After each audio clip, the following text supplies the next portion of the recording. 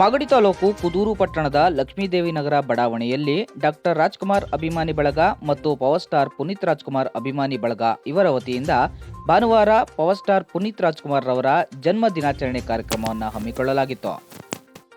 ಈ ಕಾರ್ಯಕ್ರಮದಲ್ಲಿ ಹಲವಾರು ವರ್ಷಗಳಿಂದ ಶಿಕ್ಷಕಿಯಾಗಿ ಸೇವೆ ಸಲ್ಲಿಸುತ್ತಿರುವ ಶಿಕ್ಷಕಿ ಸಿದ್ದಮ್ಮ, ಮುಖ್ಯ ಶಿಕ್ಷಕಿ ರಾಜಮ್ಮ, ಗ್ರಾಮದ ಮುಖಂಡರಾದ ಶಿವಕುಮಾರ್ ಹಾಗೂ ಕುದೂರು ಗ್ರಾಮ ಪಂಚಾಯಿತಿಯಲ್ಲಿ ಹಲವಾರು ವರ್ಷಗಳಿಂದ ಪೌರ ಕಾರ್ಮಿಕೆಯಾಗಿ ಸೇವೆ ಸಲ್ಲಿಸುತ್ತಿರುವ ರಂಗಮ್ಮ ಇವರನ್ನ ಸನ್ಮಾನಿಸಲಾಯಿತು.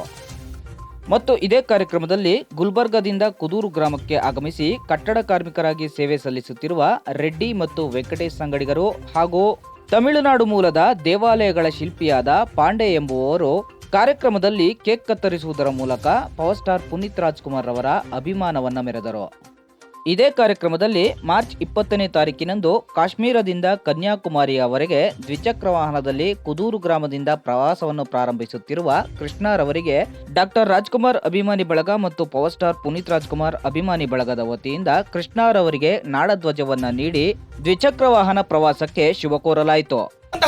ನಮ್ಮ ಕೃಷ್ಣಣ್ಣನವರಿಗೆ ಶುಭ ಹಾರೈಸುತ್ತಾ ಅವರು ದಿನಾಂಕ 20ನೇ ತಾರೀಕು ನಮ್ಮ ಕುದೂರಿಂದ ಹೊರಟಿದ್ದಾರೆ. ಅವರಿಗೆ